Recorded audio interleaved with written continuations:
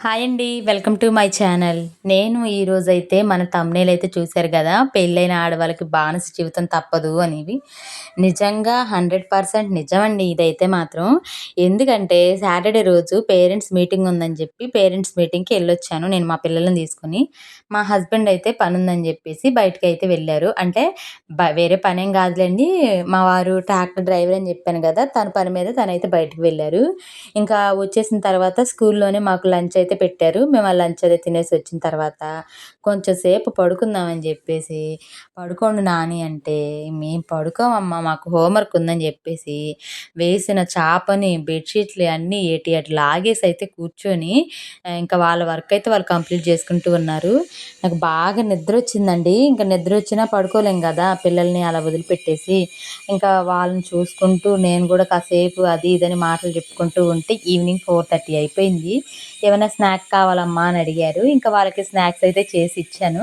ఆ snack recipe కూడా మన యూట్యూబ్ ఛానల్‌లోనే షార్ట్స్‌లో అయితే అప్‌లోడ్ చేశాను.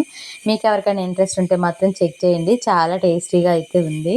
ఇంకా వాళ్ళు అక్కడ హోంవర్క్‌లు అవి కంప్లీట్ చేసుకుంటూ ఉన్నారు కదా! నేనైతే ఇక్కడ ఇంకా ఉన్న సామానువన్నీ గూడా నీట్‌గా క్లీన్ చేస్తా ఉన్నాను. మొత్తం స్నాక్స్ అయి రెడీ చేశాను గదా!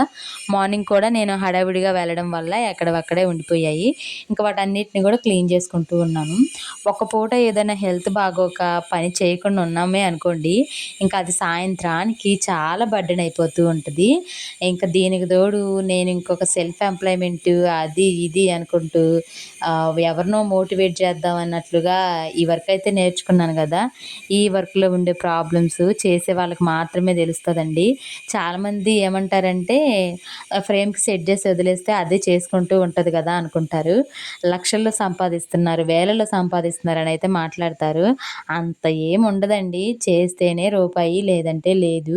ఇప్పుడు ఇక్కడ నేను ఇంట్లో పని చేసుకుంటూ ఉన్నాను. ఆ వర్క్ మిషన్ అలా ఖాళీగానే ఉంది గదా! అది దానికదే ఫ్రేమ్ సెట్ చేసుకోదు. దానికదే దారం అవి తీసుకోదు గదా!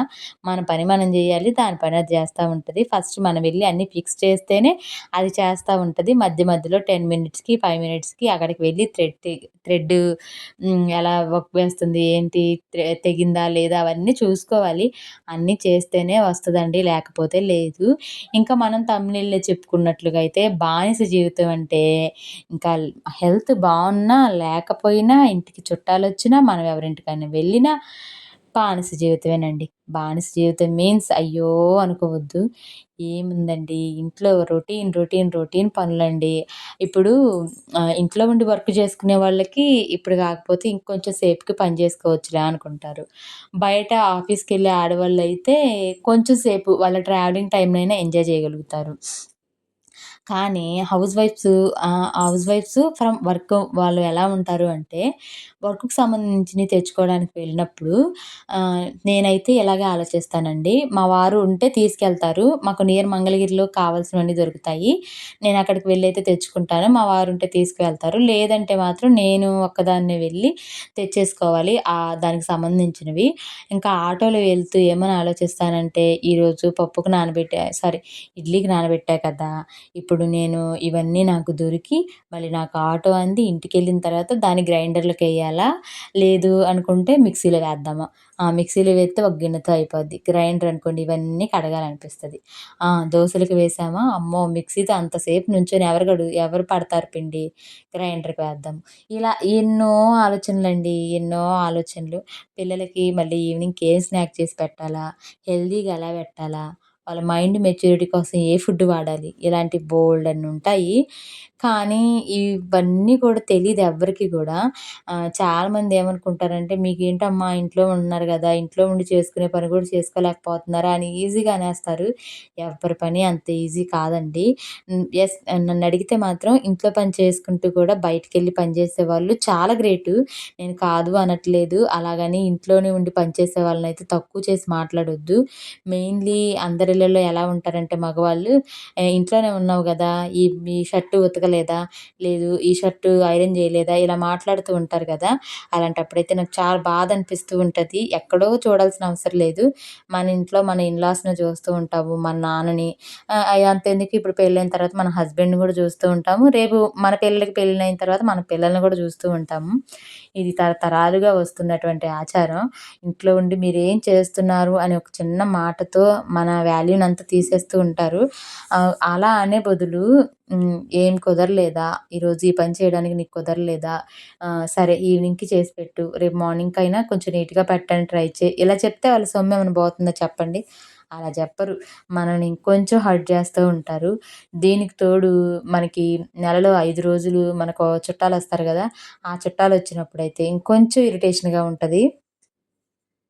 అలాంటి టైం అప్పుడు ఇంట్లో వంట చేసుకొని, మళ్ళీ గిన్నెలు కడిగి, వంటగదినంతా క్లీన్ చేసుకొని, మళ్ళీ బయటికెళ్ళి బట్టలు ఉతికి, ఆరేసి, మళ్ళీ వాటిని ఎవరికి వాళ్ళకి ఆర్గనైజ్ చేసేసి, మనం సెల్ఫ్ కేర్ చేసుకుందాం అన్న టైంకి సెల్ఫ్ ఎంప్లాయ్‌మెంట్ కోసం పోరాడుతున్నాం గదా! కొంతమందివి.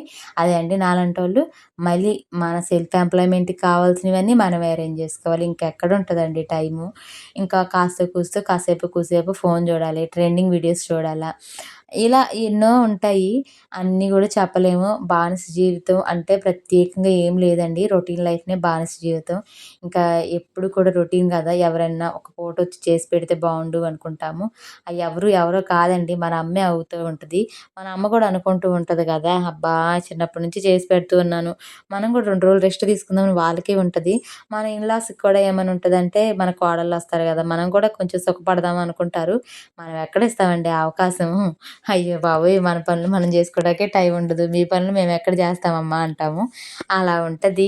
ఎవ్వరి లైఫ్ అయినా కూడా ఒక సర్కిల్ అండి. ఒక చక్రం తిరిగినట్టు తిరుగుతూ ఉంటది. ఒకప్పుడు వాళ్ళు ఈ పనులన్నీ చేసుకొని ఈ స్టేజ్‌కొచ్చారు. మనం ఏమనుకుంటామంటే వాళ్ళు మనకి హెల్ప్ చేస్తే బావుండనుకుంటాము. వాళ్ళేమనుకుంటారంటే మనకి హెల్ప్ జేస్తే బావుండు వీళ్ళని వాళ్ళనుకుంటారు. ఎవరి లైఫ్ సైకిల్ వాళ్ళది. ఎవ్వరిని మనం తప్పు పట్టడానికి లేదు. నాకైతే మెయిన్‌గా నేను ఎవ్వరిని గూడా హెల్ప్ నాకిది కావాలి అనైతే అడగను. ఎందుకంటే వాళ్ళకున్న ప్రాబ్లమ్స్ వాళ్ళు చేసుకున్న పనులు వాళ్ళు గూడా మనం చేసుకున్న పనులన్నీ చేసుకొని వస్తేనే గదా! ఈరోజు ఈ స్టేజ్‌కొచ్చింది. మనమైనా రేపు అంతే కదా! మనకెవరైనా హెల్ప్ చేస్తే బావుండని ఇప్పుడు మనం ఎలాగైతే అనుకుంటామో రేపు మన ఇంటికొచ్చే వాళ్ళు కూడా అంతే అనుకుంటారు. అందుకని మాక్సిమం ఎవరి మీద ఆధారపడకుండా మన పనులు మనం జేసుకోవటానికైతే ట్రై చేయాలి. ఇంట్లో ఉన్న మగవాళ్ళు కూడా కాస్తో కూస్తో ఇంట్లో హెల్ప్ చేశారనుకోండి చాలా బావుంటది. కానీ ఈ రోజుల్లో ఎవరు అలా చేస్తున్నారండి? ఎవరి పనులు వాళ్ళకి సరిపోతూ ఉన్నాయి. కుటుంబం గడవాలి అంటే భార్యాభర్త ఇద్దరూ సమానంగా కష్టపడాలి. కష్టపడితేనే జరుగుతుంది.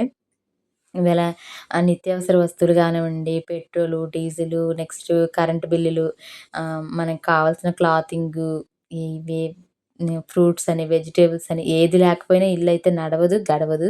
అందుకని ఇద్దరం కష్టపడాలి. ఒకళ్ళనొకళ్ళు అర్థం చేసుకుంటూ అయితే ముందుకెళ్ళిపోవడమే లైఫు. నాకైతే ఇంకా ఈవినింగ్ అయిపోయిందండి. ఈ మొత్తం సర్దుకొని, చేసుకొని, ఇంకా సండే రోజు వ్లాగ్ గూడా మీతోనే షేర్ చేశాను ఇక్కడే. ఇంక తర్వాతయితే నెక్స్ట్ డే మండే గదా! మళ్ళీ పొద్దున్నే లెగిసి వాళ్ళకి ఏదో ఒక కర్రీ అయితే రెడీ జేయాలి. ఇంక అందుకని నేనేం జేశానంటే గోంగూర ఉంది. ఇంక గోంగూరనంతా క్లీన్ జేసేసి, గోంగూర పచ్చడి కూడా చేసేసి ఒక గిన్నెలో అయితే పెట్టేశాను. పెట్టేసి నైట్ ఉన్న డిషెస్ అన్నీ కూడా క్లీన్ చేసేసాను. క్లీన్ జేసేసి అంతకు ముందల చేసిన వర్క్‌కి కొంచెం కొంచెం వర్క్ అదంతా ఉంటే కూడా చేసేసుకున్నాను. సండే రోజు. సండే మాక్సిమం ఫ్రీగా ఉందామని చూస్తాను. కానీ మనం ఒప్పుకున్నప్పుడు ఎవరి బట్టలు వాళ్ళవి ఆళ్ళ టైంకయితే ఇచ్చేయాలి గదా! ఇంక అందుకని చేస్తా ఉన్నాను. సో, ఇదండి నా వ్లాగయితే. మరి మీ అందరికి ఎలా అనిపించింది ఏంటనేదైతే కామెంట్ చేయండి.